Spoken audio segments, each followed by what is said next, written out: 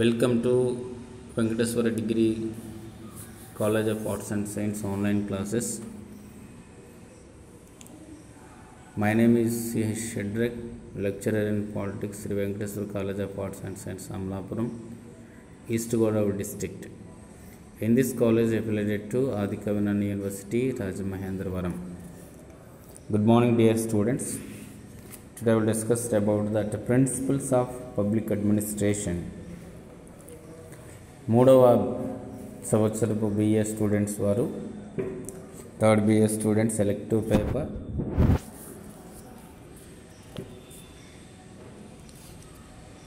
Principles of public administration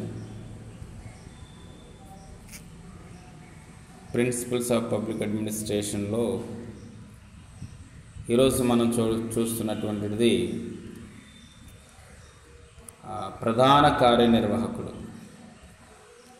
ప్రధాన కార్యనిర్వాహకుడు chief executive. ఇది మీకు కేటాయించబడినటువంటి సిలబస్లో 4వ యూనిట్ స్ట్రక్చర్ ఆఫ్ ఆర్గనైజేషన్. ఈ స్ట్రక్చర్ ఆఫ్ ఆర్గనైజేషన్లో మీకు ఒక 3 సబ్ టాపిక్స్ని పరిచయం చేశాడు. ఇవి కూడా చాలా ఎక్కువగా ఉంటాయి.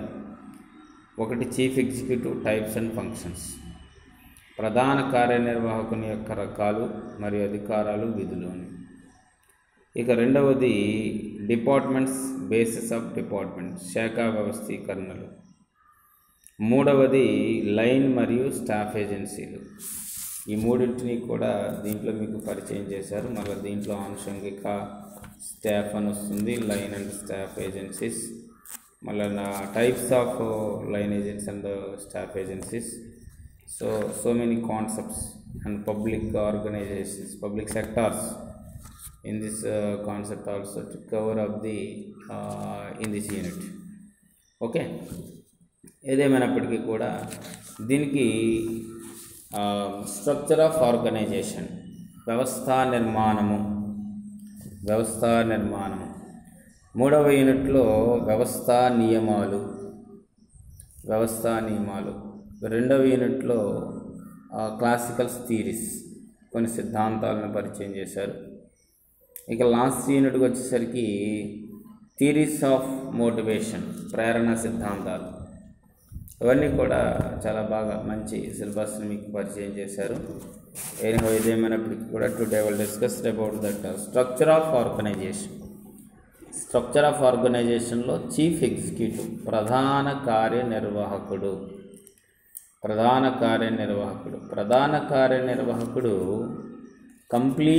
పూర్తిగా మనం చూసినట్లయితే మాంటెస్క్యూ అధికార పృథక్కరణ సిద్ధాంతం ప్రకారం. ఎవరండి? మాంటెస్క్యూ అధికార పృథక్కరణ సిద్ధాంతం.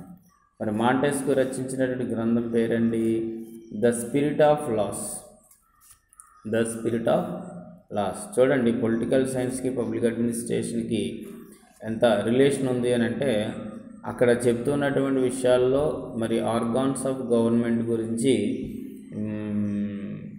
అక్కడ తెలియచేయడం జరిగింది Montesquieu the spirit of laws అనేటువంటి గ్రంథంలో.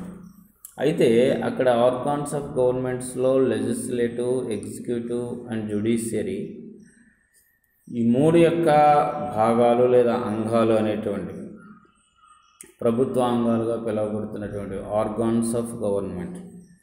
ఈ ఆర్గాన్స్ ఆఫ్ గవర్నమెంట్స్ అనేటువంటివి లెజిస్లేటివ్, ఎగ్జిక్యూటివ్ అండ్ జ్యుడిషియరీ.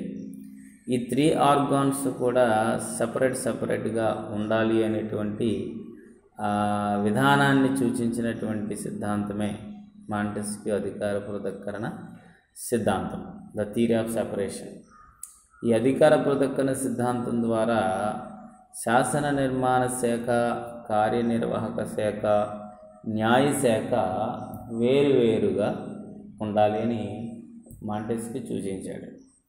వేరువేరుగా ఉండడం వలన అవి స్వతంత్ర ప్రతిపత్తి కలిగి ఉంటాయి. అంటే దేనికి దానికి ఇండివిజువల్, వేటికి అవి వేరువేరుగా ఉండడం వల్ల ఒక ఆర్గనైజేషన్ మరొక ఆర్గనైజేషన్ మీద ఇంపాక్ట్ చూపకుండా, వాదనలు పెట్టుకోకుండా లేదా నీ పరిధిది నా పరిధిది అని చెప్పుకోకుండా ఎవరి పనిని వారు చేసుకోవడానికి ఎవరి యొక్క ఆర్గనైజేషన్ వారికి కేటాయించడం అనేటువంటిది జరిగింది. ప్రిన్సిపల్స్ ఆఫ్ పబ్లిక్ అడ్మినిస్ట్రేషన్లో ఇప్పుడు మనం చూస్తున్నటువంటి ఈ భాగం ఈ భాగం చీఫ్ ఎగ్జిక్యూటివ్ భాగానికి సంబంధించి ఇది కంప్లీట్గా ఎగ్జిక్యూటివ్ సెక్టార్కి సంబంధించినటువంటిది. ఎగ్జిక్యూటివ్ సెక్టార్ అంటే లెజిస్లేటివ్, ఎగ్జిక్యూటివ్, జ్యుడిషియరీ. మరి ఇక్కడ చీఫ్ ఎగ్జిక్యూటివ్ అనేటువంటి కాన్సెప్ట్స్లో మనం చూస్తున్నప్పుడు పాలనా వ్యవస్థలో అత్యున్నత స్థాయి నుండి ఆ వ్యవస్థలో ఉన్నటువంటి క్రింది స్థాయి వరకు కూడా లేదా క్రింది స్థాయి నుంచి పై స్థాయి వరకు కూడా నడిపించేటువంటి వ్యక్తిని కానీ వ్యక్తుల సముదాయమును కానీ ప్రధాన కార్యనిర్వాహకులు అని చెప్తాం. ప్రధాన కార్యనిర్వాహకులు. ఒక ఆర్గనైజేషన్ తీసుకుంటే ఒక ఆర్గనైజేషన్కి సంబంధించి executive body or executive members is a very important concept. కాబట్టి అక్కడ ఎగ్జిక్యూటివ్ బాడీ అనేటువంటిది ఉండడం, ఆర్గనైజేషన్ని స్మూత్గా రన్ చేయడం అనేటువంటిది అక్కడ జరిగేటువంటి ప్రక్రియ. ఇటువంటి పరిస్థితుల్లో మరి ప్రధాన కార్యనిర్వాహకుడు ఒక ఆర్గనైజేషన్కి లేదా ఒక దేశానికి ప్రధాన కార్యనిర్వాహకుడు ఒక దేశానికి, ఒక రాష్ట్రానికి, ఏదో ఒక స్థానిక స్థాయిల్లో కూడా ప్రధాన కార్యనిర్వాహకులు ఉండొచ్చు. స్థానిక, రాష్ట్ర, జాతీయ. ఇట్లా మనం చూస్తూ ఉన్నప్పుడు ఏ రీతులలో ఉన్నప్పటికీ కూడా ఒక్కరే ఉండొచ్చు లేదా ఒక సమూహం అనేది కూడా ఉండొచ్చు. కానీ ప్రధాన కార్యనిర్వాహకుడు అనేటువంటి విషయం మాత్రం తప్పకుండా ఉంటుంది. కాబట్టి స్థానిక, రాష్ట్ర, జాతీయ స్థాయిల్లో వేరువేరు విభాగాలకు వేరువేరు ప్రధాన కార్యనిర్వాహకులు అనేటువంటి వారు ఉంటారు. ఉదాహరణకు భారత రాజ్యాంగం జాతీయ స్థాయిలో ప్రెసిడెంట్ ఆఫ్ ఇండియా, భారత రాష్ట్రపతి. భారత రాష్ట్రపతిని భారత రాజ్యాంగం ఏమని సూచించింది అంటే he is a nominal executive, నామమాత్రపు కార్యనిర్వాహకుడు.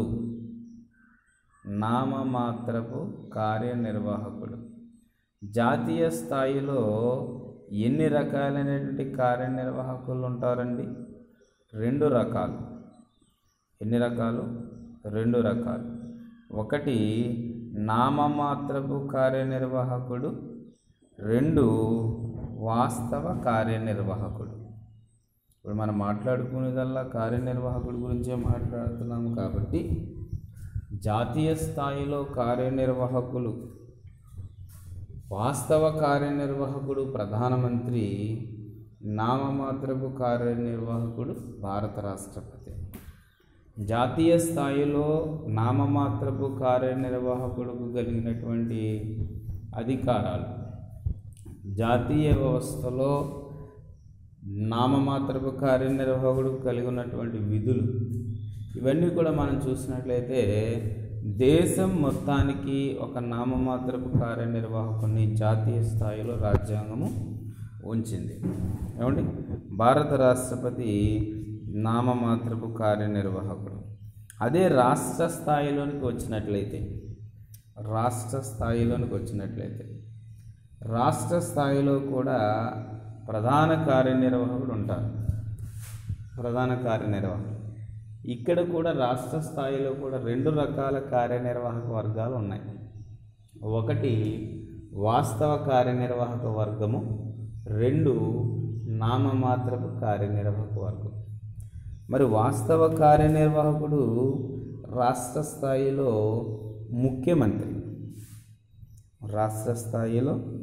ముఖ్యమంత్రి, మరి నామమాత్రపు కార్యనిర్వాహకుడు రాష్ట్ర స్థాయిలో నామమాత్రపు కార్యనిర్వాహకుడు గవర్నర్.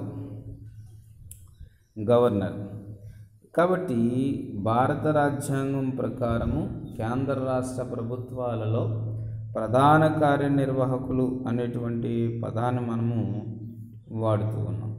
ఇలా మనం చూస్తే ఈ యొక్క స్థానిక, రాష్ట్ర, జాతీయ స్థాయిల్లో ఉన్నటువంటి ప్రధానమైనటువంటి కార్యనిర్వాహకులను మనం చూస్తాం.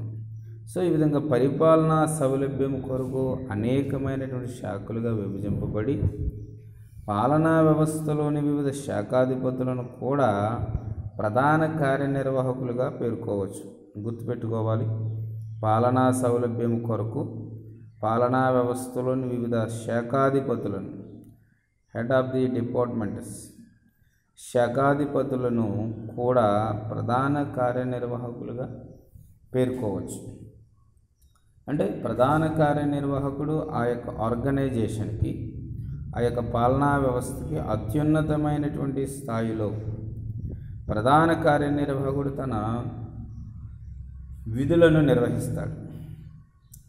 అయితే ప్రధాన కార్యనిర్వాహకుడు జాతీయ స్థాయికి, రాష్ట్ర స్థాయిలోనూ అదేవిధంగా స్థానిక స్థాయిల్లోనూ వివిధ పేర్లతో కూడా పిలువబడుతున్నట్లుగా కూడా మనం చూస్తాం. సో ప్రధాన కార్యనిర్వాహకుడు ఏ ఆర్గనైజేషన్కైనా సరే తప్పనిసరి. అయితే ప్రధాన కార్యనిర్వాహకుల యొక్క రకాల గురించి మనం చూద్దాం.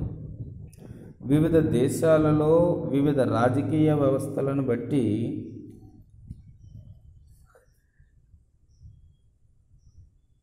ప్రధాన కార్యనిర్వాహకుల యొక్క రకాలు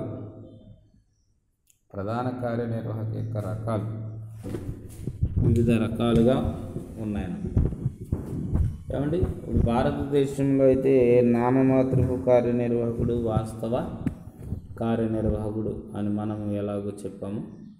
వివిధ దేశాలలో కార్యనిర్వాహక వర్గాలు అనేటువంటివి ఏ విధంగా ఉన్నాయి అనేటువంటిది కూడా మనం చూద్దాం.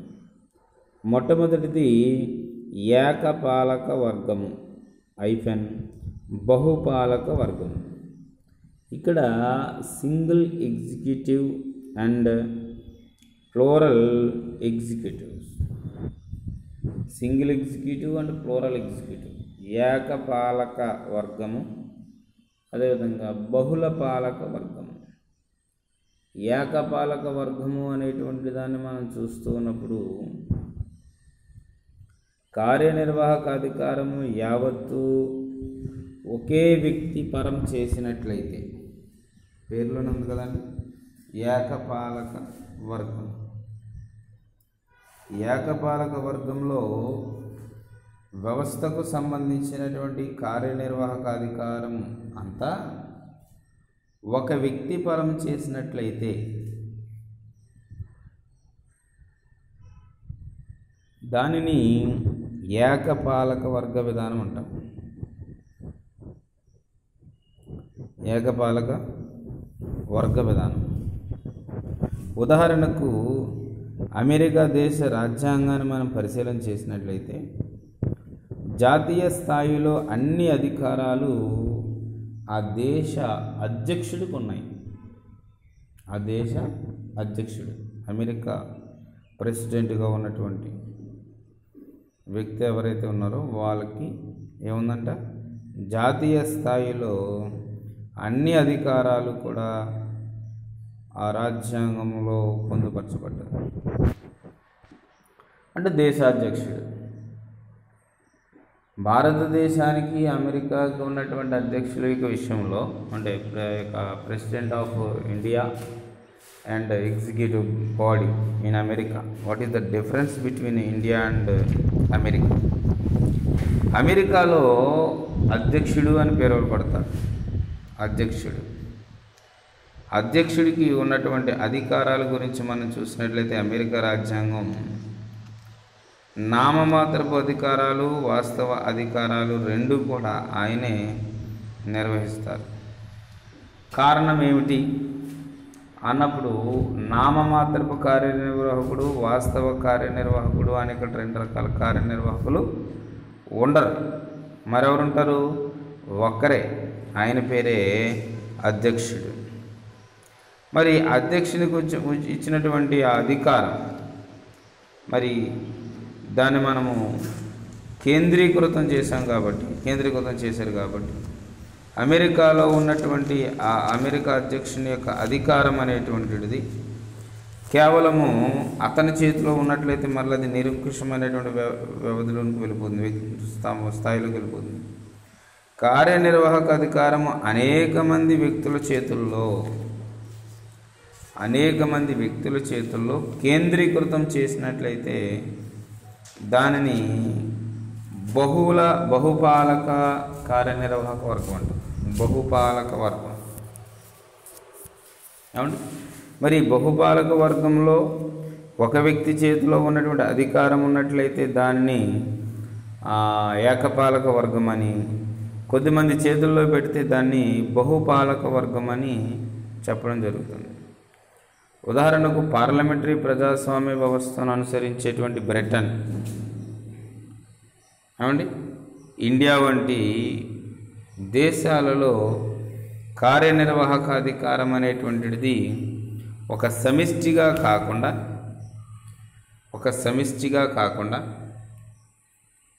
మంత్రిమండలి, ఇంక్లూడింగ్ మంత్రిమండలి, ఏమండి, ఒక వ్యక్తిగా కాక సమిష్టిగా ఇవ్వబడుతుంది. అంటే including of minister of council or council of ministers. ఒక వ్యక్తికి అప్పగించామనుకోండి, అతడు నిరంకుశమైనటువంటి పాలన చేయడానికి అవకాశం ఉంటుంది. ప్రజాధనం పట్ల, ప్రజా శ్రేయస్సు పట్ల దృష్టిని కేంద్రీకరించలేని వాడిగా ఉంటాడు. నిరంకుశమైనటువంటి వైఖరిని అవలంబించడానికి అవకాశం ఉంటుంది. కాబట్టి ఈ యొక్క కార్యనిర్వాహక అధికారము ఒక వ్యక్తికి బదులు ఒక సమిష్టిగా ఉన్నటువంటి మంత్రిమండలి, కౌన్సిల్ ఆఫ్ మినిస్టర్స్కి అప్పగించడం జరిగింది. దీనిని బహుపాలక వర్గ విధానం అంటారు. అయితే ఈ రెండు రకాలైన సాధారణ విధానాల్లో దేనికి ఉండేటువంటి లాభము దానికి ఉంది, దేనికి ఉండేటువంటి నష్టం దానికి ఉంది. అంటే దేనికి ఉండేటువంటి లాభ నష్టాలు దానికి ఉన్నాయి. కాబట్టి ఈ రెండింటి వలన ప్రయోజనాలు లేకపోలేదు, ఈ రెండింటి వలన లోపాలు కూడా లేకపోలేదు. ఒకవేళ ఒక వ్యక్తికి అధికారాన్ని చేపట్టినట్లయితే మరి నిరంకుశమైనటువంటి వైఖరికి లేదా రాజరికమైనటువంటి పద్ధతిలోనికి మనం చూస్తాం. మరి సమిష్టిగా అధికారాన్ని అప్పగించడం వల్ల జరిగేటువంటి ప్రయోజనం ఏమిటంటే ప్రజాస్వామ్య విలువలు కాపాడబడతాయి. ఏం కాపాడబడతాయండి? ప్రజాస్వామ్య విలువలు కాపాడబడతాయి. ఈ ప్రజాస్వామ్య విలువలు కాపాడేటువంటి ప్రయత్నంలో ఈ అధికారాలు అంటే ఎగ్జిక్యూటివ్, ప్రధాన కార్యనిర్వాహకుడు రెండింటి యొక్క లాభ నష్టాలను గురించి అధ్యయనం చేసి ఏ విధమైనటువంటి ప్రజా సంక్షేమ పాలనను అందించగలం అనేటువంటిది వీరు పరిశీలన చేసుకోవాలి. ఏకపాలక వర్గం వల్ల వచ్చేటువంటి ప్రయోజనాలు, ఏకపాలక వర్గం వల్ల ఖర్చు తగ్గుతుంది, సమయం ఆదా అవుతుంది, నిర్ణయాలు తొందరగా తీసుకోబడతాయి. బహుళ కార్యనిర్వాహక వర్గం వల్ల ఖర్చు ఎక్కువ, జీతాలు, అలవెన్సులు, సమయం ఎక్కువ, అందరూ సమిష్టిగా తీసుకునే వరకు, నిర్ణయం తీసుకునే వరకు లేట్ అవుతుంది, ఖర్చు ఎక్కువ, సమయము వృధా అవుతుంది. కాలయాపన అంటాం దీన్ని మనం, నష్టాల్లో కాలయాపన. ఓకే, మరి ఇవన్నీ కూడా దీంట్లో లాభాలు లేకపోలేదు, నష్టాలు లేకపోలేదు. ఇక రెండవది నామమాత్రపు ప్రధాన కార్యనిర్వాహకుడు, వాస్తవ ప్రధాన కార్యనిర్వాహకుడు. You write in nominal chief executive hyphen real chief executive. Real chief executive, నామమాత్రపు ప్రధాన కార్యనిర్వాహకుడు, వాస్తవ ప్రధాన కార్యనిర్వాహకుడు. ఇద్దరు కూడా ఎగ్జిక్యూటివ్కి సంబంధించినటువంటి వారే. ఈ ఎగ్జిక్యూటివ్ సెక్టార్స్లో నుంచి నామమాత్రపు కార్యనిర్వాహకుడికి, వాస్తవ కార్యనిర్వాహకుడికి ఉన్నటువంటి డిఫరెన్సెస్ అంటే ఆధునిక దేశాల్లో ప్రపంచంలో ఉన్నటువంటి ప్రజాస్వామ్య దేశాలుగా పిలువబడుతున్నటువంటి అనేక దేశాలు ఈ కేటగిరీని అనుసరిస్తున్నాయి.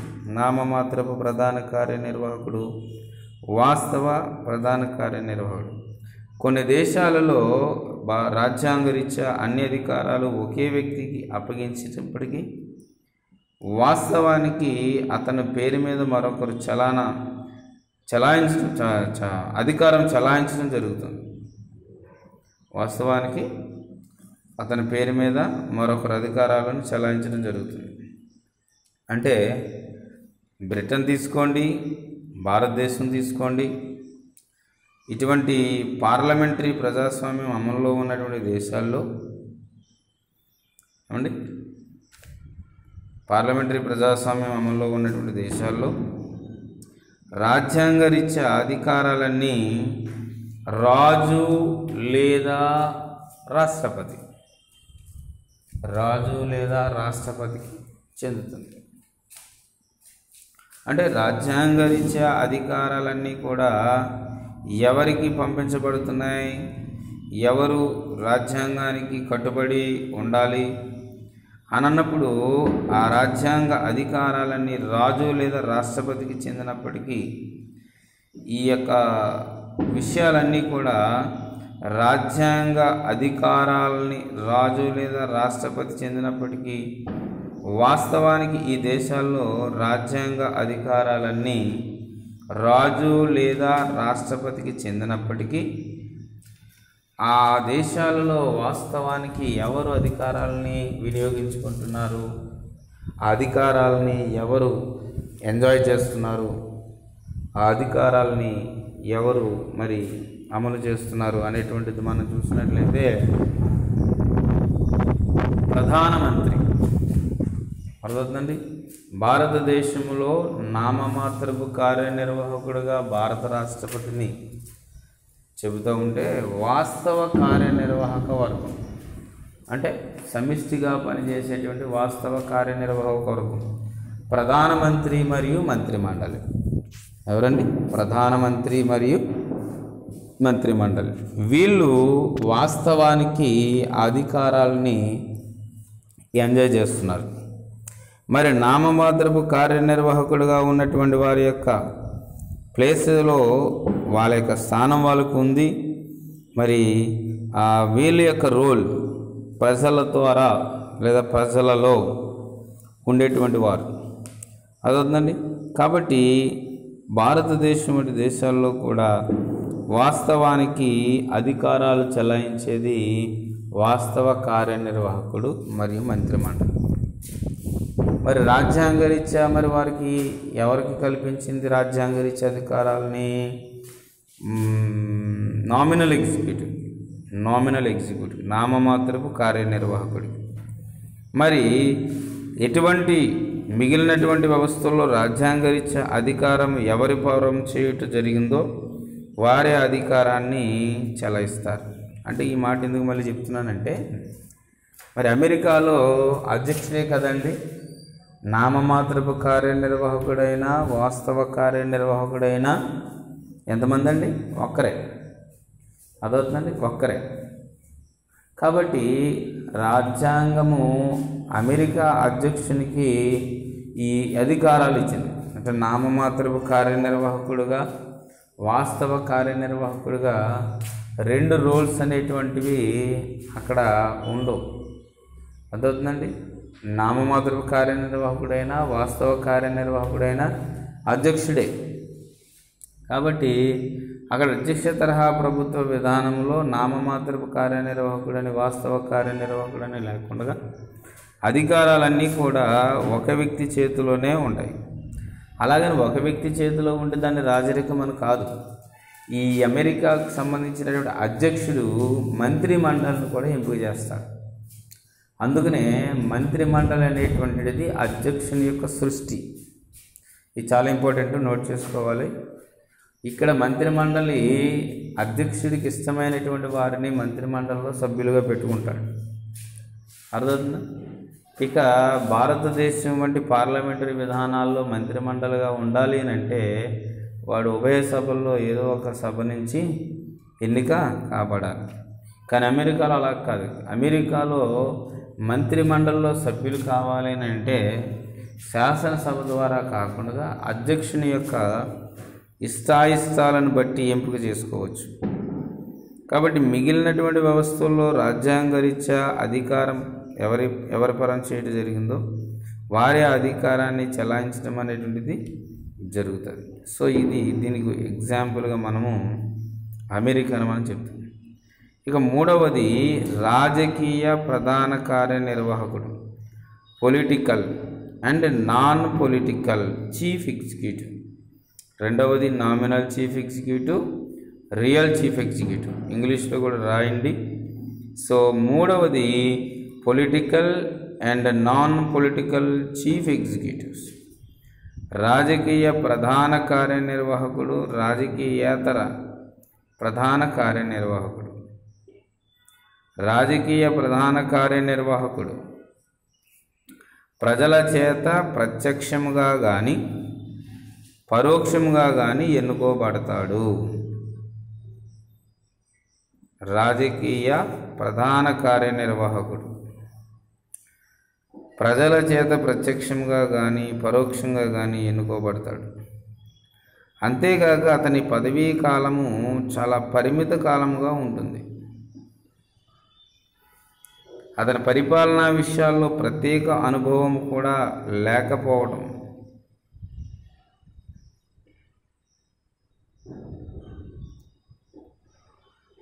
కాబట్టి రాజ్యాంగరీత్యా రాజకీయ ప్రధాన కార్యనిర్వాహకుని యొక్క పాత్రను గురించి మనం యోచన చేస్తే రాజకీయ ప్రధాన కార్యనిర్వాహకుడు తన యొక్క ఎన్నిక ద్వారా రావడం, అంటే ప్రజల బలం, ప్రజల చేత రావడం వల్ల ఏమంటే చాలా స్ట్రాంగ్గా ఉంటారు. ఇక నాన్ పొలిటికల్ చీఫ్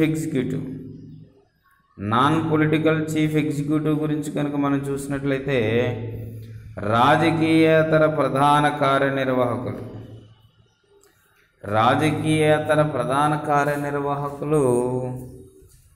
చాలా ప్రాముఖ్యమైనటువంటి వాళ్ళు. వీళ్ళు ప్రజల చేత ఎన్నుకోబడినటువంటి వారు కాదు. రాజకీయాలలో ఎలక్షన్స్లో పాల్గొని వచ్చేటువంటి వారు కాదు. రాజకీయేతర కార్యనిర్వాహకులు, చాలా జాగ్రత్తగా వినాలి. రాజకీయేతర కార్యనిర్వాహకులు వాళ్ళు యోగ్యతలను బట్టి, అర్హతలను బట్టి, ఇన్ఫ్లుయెన్స్ని బట్టి వారు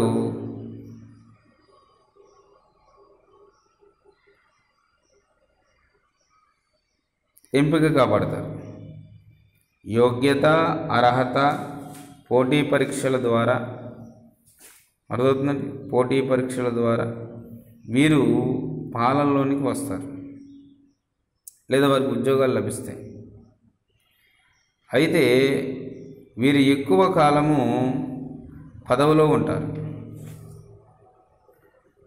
నాన్ పొలిటికల్ చీఫ్ ఎగ్జిక్యూటివ్స్ ఎక్కడ ఉంటారండి? ఎక్కువ కాలము పదవిలో ఉంటారు. మరి పొలిటికల్ చీఫ్ ఎగ్జిక్యూటివ్, భారతదేశంలో పొలిటికల్ చీఫ్ ఎగ్జిక్యూటివ్ 5 years,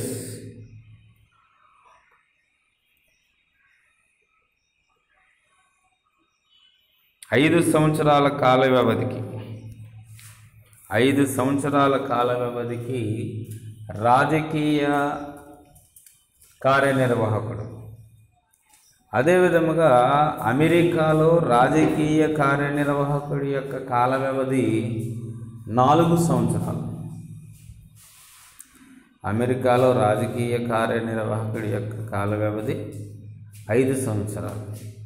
మరి రాజకీయేతర కార్యనిర్వాహక వర్గానికి కావలసినటువంటి అర్హతలను కానీ లేకపోతే యోగ్యతలను కానీ లేకపోతే ఇలా మనం చూసినట్లయితే ఏ రకమైనటువంటి పోటీ పరీక్షల ద్వారా వచ్చేటువంటి ఎక్స్పీరియన్స్ ద్వారా ఇది కూడా మనం తీసుకుంటాం. అనుభవం, శిక్షణ, ట్రైనింగ్, రాజకీయేతర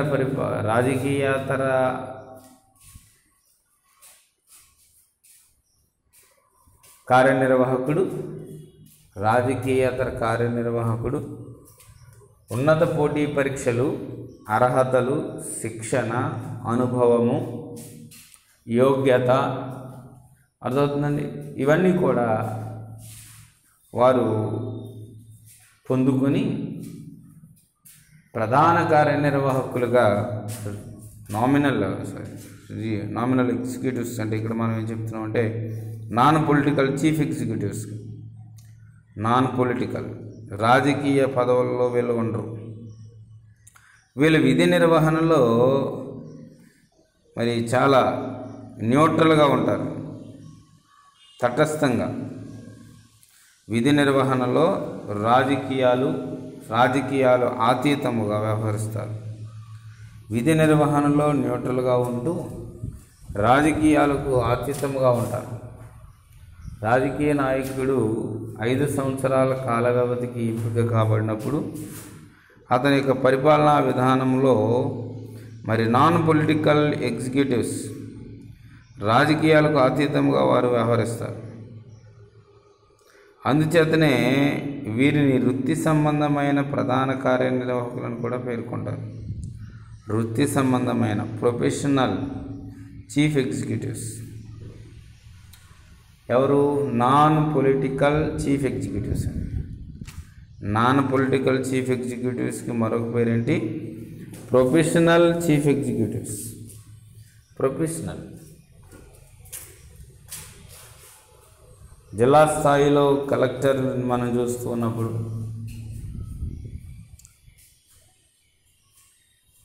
ఆర్డీఓ, ఎంఆర్ఓ, ఎండిఓ, వివిధ రకాలైనటువంటి నాన్ పొలిటికల్ ఎగ్జిక్యూటివ్స్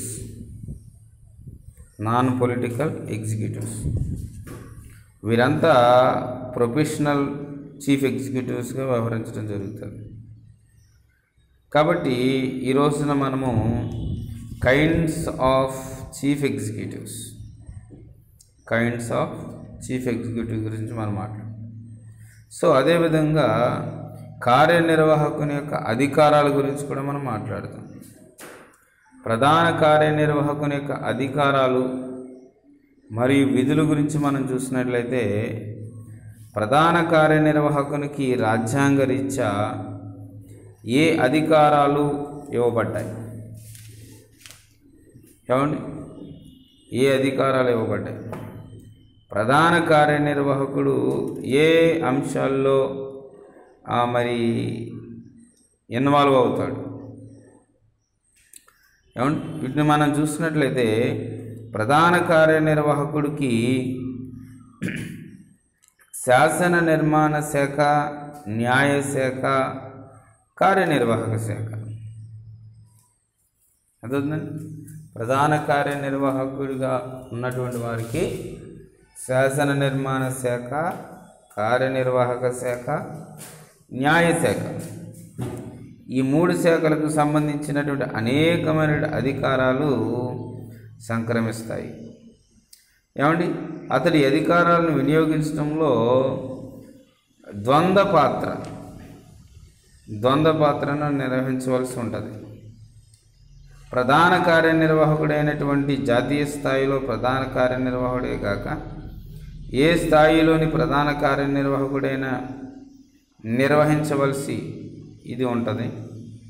ఆ ద్వంద్వ పాత్రను సంబంధించి విధులను రాజకీయ విధులు, పాలనా విధులు అని మనం చెప్తూ ఉంటాం. కాబట్టి ప్రధాన కార్యనిర్వాహకుని యొక్క రాజకీయ విధుల్లో ప్రధాన కార్యనిర్వాహకుడు ప్రత్యక్షంగా కానీ పరోక్షంగా కానీ ఎన్నికైనప్పుడు అతడు కొన్ని రాజకీయ విధులను నిర్వహించవలసి ఉంటుంది. ప్రజాస్వామ్యంలో ప్రధాన కార్యనిర్వాహకుడు ప్రత్యక్షంగా కానీ లేదా పరోక్షంగా కానీ ఎన్నికైనప్పుడు అతడు కొన్ని రాజకీయ విధులను నిర్వహించవలసి ఉంటుంది. అంటే ప్రజలకు లేదా వారు ఎన్నుకున్న ప్రతినిధులతో కూడిన శాసన నిర్మాణ శాఖకు ఇది చెందుతుంది. అంటే ప్రధాన కార్యనిర్వాహకులు జాతి ప్రయోజనాలను దృష్టిలో పెట్టుకుని విధానాలను రూపొందిస్తారు. జాతి ప్రయోజనాలు, యావత్ జాతి, భారత జాతిని దృష్టిలో పెట్టుకుని తీసుకునేటువంటి నిర్ణయాలు, అవి శాసన నిర్ణయాలు, కార్యనిర్వాహక నిర్ణయాలు లేదా న్యాయానికి సంబంధించినటువంటి నిర్ణయాలు అయినప్పటికీ ఇవి స్వార్థ ప్రయోజనాలకు, వ్యక్తి ప్రయోజనాలకు అవకాశం ఇవ్వకుండా యావత్ జాతి ప్రయోజనాలు దృష్టిలో పెట్టుకుని విధానాలను, అక్రమాలను లేకపోతే ఈ యొక్క కార్యక్రమాలను రూపొందించుకోవాల్సి ఉంటుంది. అంటే జాతీయ ప్రయోజనాలు దృష్టిలో పెట్టుకుని కొన్ని అక్రమాలను వ్యతిరేకించాలి. అదే కేవలం తన యొక్క స్వార్థం కోసము కొన్ని అక్రమాలను చేస్తూ జాతి ప్రయోజనాలను తాకట్టు పెట్టకూడదు. జాతి ప్రయోజనాలను దృష్టిలో పెట్టుకునే విధానాలను రూపొందించుకోవాలి. అదేవిధముగా వివిధ కార్యకలాపాలకు అవసరమైనటువంటి ధనమును శాసన నిర్మాణ శాఖ నుండి సంపాదించవలసి ఉంటుంది. అంటే బడ్జెట్ ఆమోదించవలసి ఉంటుంది శాసన నిర్మాణ శాఖ. మరి ప్రధాన కార్యనిర్వాహకుడు బడ్జెట్ను, ఇతర బిల్లులను రూపొందించి వాటిని శాసన నిర్మాణ శాఖ అమలు చేసేటువంటి విధంగా లేదా ఆమోదం పొందేటట్లుగా చూసుకోవాలి. ఎప్పటికప్పుడు ఏ విధమైనటువంటి పరిస్థితులు ఏర్పడినప్పటికీ కూడా వాటి పరిష్కారమునకు తగిన జాగ్రత్తలు తీసుకుంటూ ఉండాలి. లేనట్లయితే ప్రధాన కార్యనిర్వాహకుడు పదవీ భ్రష్టుడు కావడానికి ఎంతో కాలం పట్టదు. అర్థమవుతుందండి? అంటే ప్రధాన కార్యనిర్వాహకుడు ఎప్పటికప్పుడు ప్రజలతో సన్నిహిత సంబంధాన్ని కలిగి ఉండాలా? అవును. ప్రధాన కార్యనిర్వాహకుడు అనేవాడు ప్రజలతో మంచి సన్నిహిత సంబంధాన్ని కలిగి ఉండాలి. ప్రజల విజ్ఞప్తులను పరిశీలించాలి. అర్థమవుతుందండి? వారి యొక్క అవసరాలను, వారి యొక్క సమస్యలను తెలుసుకుని ఆ సమస్యల పరిష్కారం కోసం కృషి చేయాలి. ప్రజల్లో విశ్వాసమును, ప్రజల యొక్క మద్దతును సంపాదించుకోవడానికి నిరంతరము ప్రయత్నం చేయాలి. కేవలం ఏదో ఒక సంవత్సరంలోనో 2 సంవత్సరాల్లోనో కాదు, నిరంతరము కూడా చేయాలి. నిరంతరం. కాబట్టి ఈ యొక్క ప్రజల విశ్వాసమును, మద్దతును సంపాదించుకోవడం కోసం నిరంతరము ప్రయత్నిస్తూ ఆధునిక కాలంలో ప్రధాన కార్యనిర్వాహకుడు ఎన్నో విధులను నిర్వహిస్తున్నాడు.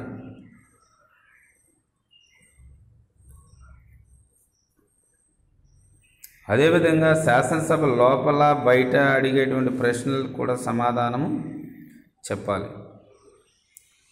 కాబట్టి వివిధ రంగాల్లో ఉన్నటువంటి ఉద్యోగులతో ప్రధాన కార్యనిర్వాహకుడు ఏర్పాటు చేసుకున్నటువంటి ప్రధానమైనటువంటి సన్నిహిత సంబంధాన్ని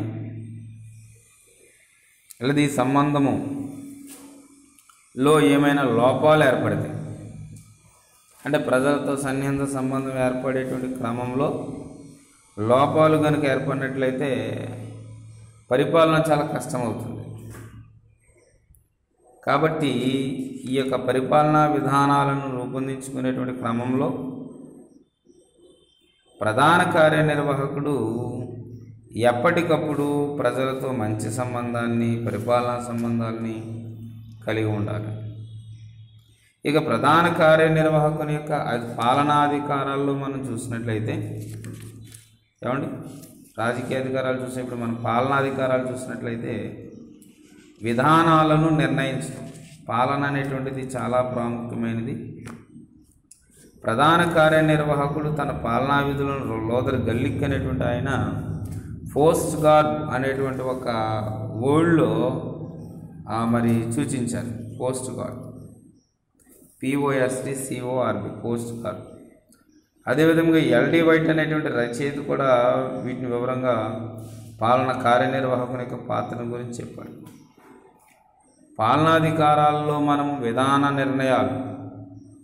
విధానాలను నిర్ణయించటం, అవి రాజకీయ విధానాల, పాలనా విధానాల ఏవైనప్పటికీ కూడా విధానాలను నిర్ణయించడం అనేటువంటిది చాలా ప్రాముఖ్యమైన అంశం. కాబట్టి పాలనా విధానాలు పాల్గొనేటువంటి యంత్రాంగాల్లోని ఒక్కొక్క స్థాయిలో మరి ఒక్కొక్క అధికార పరంపరలో వివిధ స్థాయిల్లో మరికొన్ని వివరాలు చేర్చబడుతూ ఉంటాయి.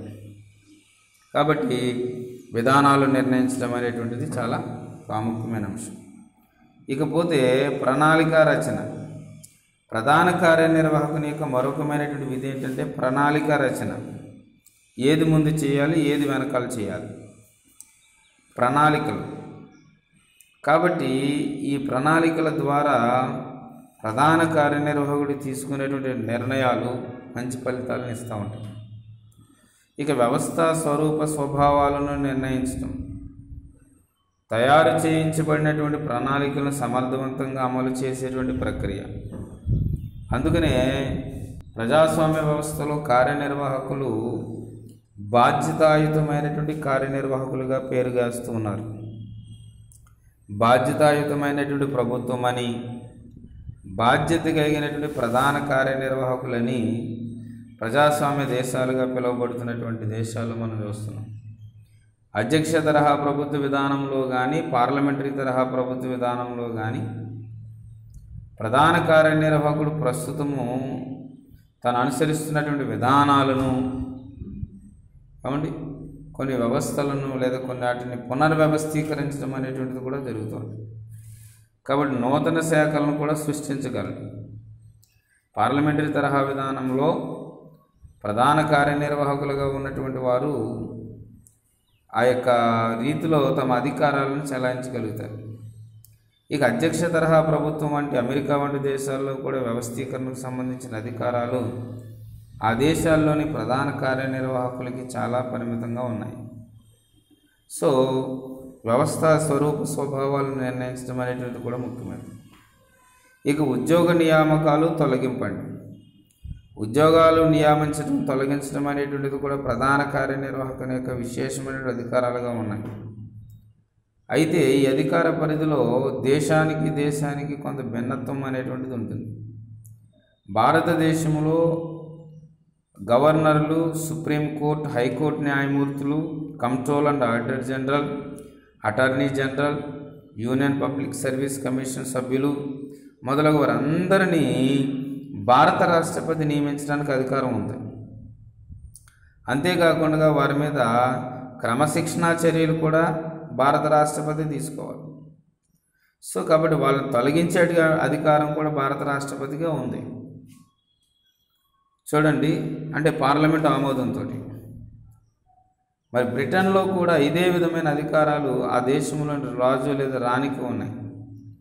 కానీ అధ్యక్ష తరహా ప్రభుత్వ విధానం వంటి అమెరికాలో ఉన్నటువంటి వాటి దేశాల్లో అమెరికాలో అధ్యక్షుడు చేసిన నియామకాలను మరి పార్లమెంట్లో ఒక సభ అయినటువంటి సెనెట్ ఆమోదించవలసి ఉంటుంది. అర్థమవుతుంది? అధ్యక్షుడు చేసిన నియామకాలను సెనెట్ ఆమోదించవలసి ఉంటుంది.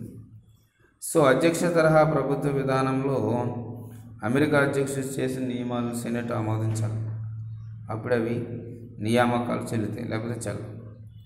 ఇక దర్శకత్వం. పరిపాలనా వ్యవస్థలోని పనిచేసే సభ్యులు ఎప్పుడు మంచి గైడెన్స్, రూల్స్ అండ్ రెగ్యులేషన్స్ని ఫాలో అవుతూ నిర్ణయాలు తీసుకుంటూ ఇతరులను నడిపించగలిగేటువంటి ఆదేశాలను జారీ చేస్తూ ఇతరులను కూడా మరి నడిపించగలిగేటువంటిది నోటి మాటల ద్వారా కావచ్చు, ఉత్తరాల ద్వారా కావచ్చు, సర్క్యులర్ రూపంలో కావచ్చు, బులెటిన్ రూపంలో కావచ్చు, వాటెవర్ మేబీ ఏ విధమైనప్పటికీ కూడా క్రింది స్థాయిలో ఉన్నటువంటి విధి నిర్వహణకులకు ఏదైనా సందేహాలున్నా కూడా వాటిని ప్రధాన కార్యనిర్వాహకునికి తెలియజేయచ్చు. ఇకపోతే వ్యవస్థలోని వివిధ భాగాలను సమన్వయపరచడం అంటే ఇది చాలా ప్రాముఖ్యమైనది. ప్రధాన కార్యనిర్వాహకుడు తను నడిపిస్తున్నటువంటి వ్యవస్థలో వివిధ భాగాల మధ్య సమన్వయాన్ని సాధించాలి. తర్వాత పాలనపై పర్యవేక్షణ జరిపి నియంత్రణ చేయాలి. బాధ్యత ప్రధాన కార్యనిర్వాహకునిదండి. పాలనా వ్యవస్థలోని వివిధ స్థాయిల్లో నివేదికల ద్వారా తెలపాలి. పాలనా వ్యవహారాలన్నింటినీ నియంత్రణ జరిపి ప్రతి కార్యక్రమాన్ని పాలనాబద్ధంగా జరగాలి. అదేవిధంగా విత్త నిర్వహణ పద్ధతులు అనేటువంటివి, విత్త నిర్వహణ పద్ధతులు ఫినాన్షియల్కి సంబంధించినటువంటి ఫంక్షన్స్ ఏవైతే ఉన్నాయో బడ్జెట్ని తయారు చేయడం, శాసన నిర్మాణ శాఖ చేత దాన్ని ఆమోదింపజేయడం, దాన్ని అమలు చేయడం, అదేవిధంగా వివిధ శాఖలు చేసేటువంటి వ్యయంపై నియంత్రణ చేయటం, ఆదాయానికి వ్యయానికి సంబంధించినటువంటి ఖాతాలను సక్రమంగా తయారు చేయించడం, ఇవన్నీ కూడా కార్యనిర్వాహకుని యొక్క విత్త సంబంధమైనటువంటి విధులుగా మనం చెప్తాం. ఇకపోతే పౌర సంబంధాలు, పౌరులతో మంచి సంబంధాలను ఏర్పాటు చేసుకోవాలి. ప్రధాన కార్యనిర్వాహకుడు తన విధానాల్లో విధులలో ప్రాముఖ్యమైనటువంటి విధి ఏమిటంటే, ప్రజాస్వామ్య దేశాల్లో సార్వభౌమాధికారం ప్రజల చేతుల్లో ఉంటుంది కాబట్టి ప్రజలతో మంచి సంబంధాలు ఏర్పాటు చేసుకున్నప్పుడు ప్రధాన కార్యనిర్వాహకుడు ప్రజల్లో ఉండడం వలన రాజకీయ ప్రధాన కార్యనిర్వాహకుడు అయితే ఓట్లను ఆర్జించడం, పాలనా సంబంధమైనటువంటి నాన్ పొలిటికల్ ఎగ్జిక్యూటివ్ అయితే మంచి పరిపాలనా దక్షుడిగా పేరుగాంచడం, ఇవన్నీ కూడా సంక్షేమ పథకాలను అమలు చేయడంలో, ప్రజలకు చేరువ అవడంలో, పలానా అధికారి చాలా ప్రజలకు దగ్గరగా ఉంటాడు, నోట్లో నాలుగులా ఉంటాడు, ఏ చిన్న విషయమైనా సరే ఎంత సామాన్యమైన వ్యక్తి అయినా సరే వెళ్ళి అతనితో మాట్లాడగలిగేటువంటి అవకాశం ఇస్తారు. ఇది మరి ప్రధాన కార్యనిర్వాహకులుగా నిర్వర్తించవలసినటువంటి విషయాలు చాలా ప్రాముఖ్యమైనవి. కాబట్టి పైన తెలియజేసినటువంటి విధి విధానాలన్నీ కూడా ప్రధాన కార్యనిర్వాహకుని యొక్క మరి అధికారాలు, విధులుగా మనం చెప్పవచ్చు. Thank you very much.